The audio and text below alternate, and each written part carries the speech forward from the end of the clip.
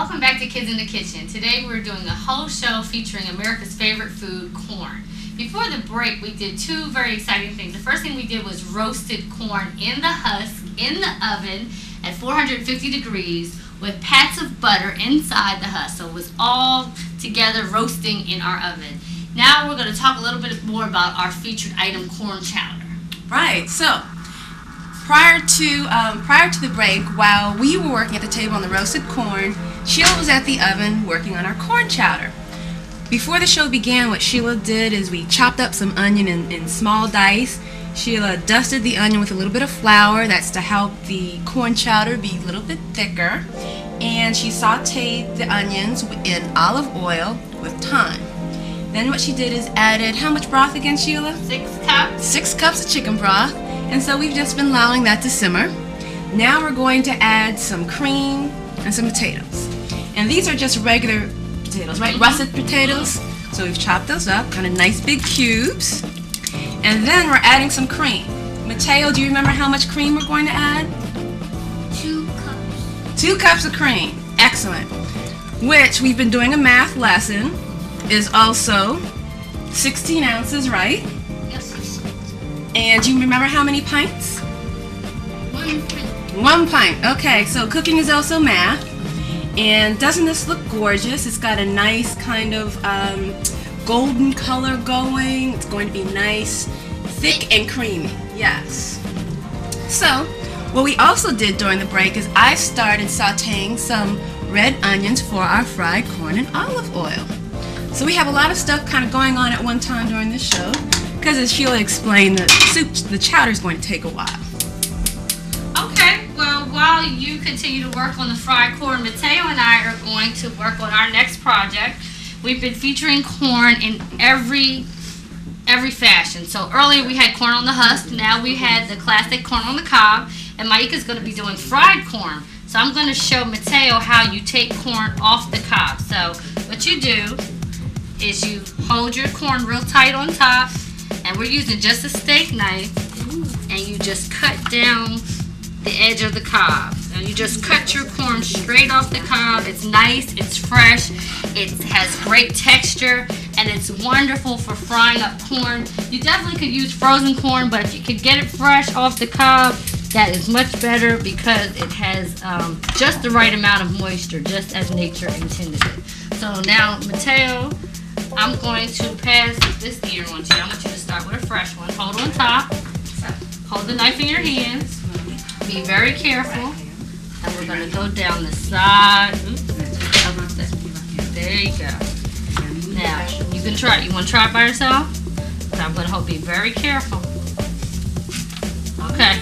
It's okay. And it's a little messy. And that's okay. You know, when you're taking corn off the cob, you know you're going to have to clean up afterwards. That's okay. Go down the side. You're doing a good job. Very good. Maika, we're over here. Cut this corn off the cob for you. Now, are we ready to switch yet, you think, Sheila? Sure. Okay. We can go ahead and give Khalil a try. Go ahead, Mateo. You can try the fried corn now. Come over here, Mateo. Now, Sheila, do you think after we have these peppers done a little bit, I can go ahead and add my butter, or do you want me to wait a little while? No, you go ahead and add your butter. Get it melted up real good.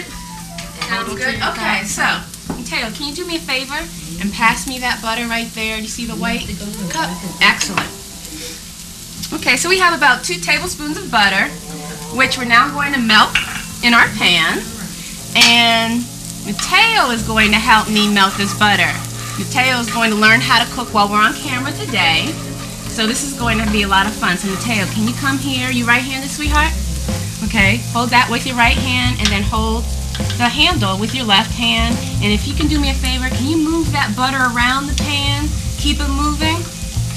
Okay, so our goal here is to melt the butter all over the pan because we're going to use that butter to add some additional flavor. We already have olive oil as our fat in the pan, but we want to add the nice, creamy flavor of butter to our fried corn. Fried corn is so good when you have butter on it. And of course, the more butter, the better.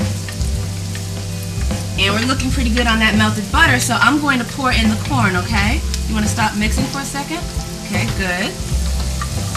And so we have right here our corn from the cob, fresh corn that we've taken off.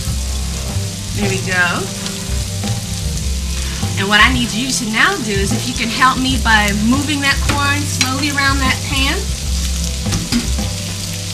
And you can dig down a little bit deeper. There you go, like that. So, if you haven't watched our show before, we've talked about what frying or sauteing is. And really what it is we're cooking the vegetables in, oops, that's okay, in a little bit of olive oil and some butter on a high heat. We'll be adding some salt and pepper to add some additional flavor to our fried corn. We've also added some orange pepper. You can add any pepper you want, green pepper, red pepper, yellow onion, red onion. What we've done today is we try to add some different colors to our fried corn to make it appealing and to add some additional flavor. Okay, so that looks pretty good.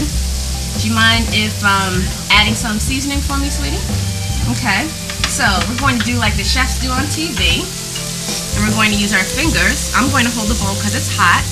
And we're going to sprinkle some of the salt and pepper on. Can you do that? Grab some salt and pepper and sprinkle that on there. So really, there's no special amount of seasoning you want to add to your fried corn. You can do some more. It's really salt and pepper to taste. Sheila and I like a lot of pepper, so we're going to add some more pepper. There we go. To our fried corn. And continue to kind of mix it up until we have it now fried and looking really good. Looking for a little bit more color. Yeah, it does look good. We have this fresh basil here too that you can add to it right at the end, which will give it a nice green color to complement the yellow and the orange and the red and the onion. Okay, that sounds good. Should we take a look at our soup, Sheila? What's the soup doing? Yeah, it's boiling, and what you want to do with this soup is let it boil really hard. So you can have it boiling for a good 8 to 10 minutes. Now what we're going to do, just because, you know, today we're kind of making it like a quick soup. In a few minutes we're going to have Khalil add the rest of the corn to the soup. But you can kind of boil the potatoes to your taste. So as you know, we're just letting this boil. That looks great. Everything looks good. Good job, Mateo. Yeah, he's taken the cooking thing by storm. So he's now excellent putting the seasoning in. Now the good thing about all the recipes that we're doing today, with the exception of the corn, the roasted corn, is you can use frozen corn. You know, so we prefer fresh corn, but you know, sometimes in the winter time it's harder to get fresh corn, especially if you're on the East Coast.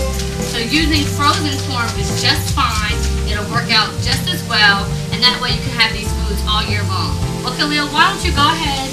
We're just going to go ahead and add our corn. We've got 6 ears worth of corn here, freshly sheared. Also, we have some frozen corn as well. So, Khalil, you want to carefully dump it into our soup pot? No. I'll help you, Sheila. Okay. It is quite hot. Right. So That looks tasty. yeah, it we're gonna does. put all that in there. And we're going to just let both of our dishes continue to cook. While you might want to add a little bit of the basil as we go to break, and we'll be back. Khalil, you want to go ahead and mix it? Yeah. Wait until you taste it. It's going to be very good. Cooked basil is one of my favorites. There you go. You're doing a very good job, Mateo. I never cooked before. I know. This is Sarah Watt.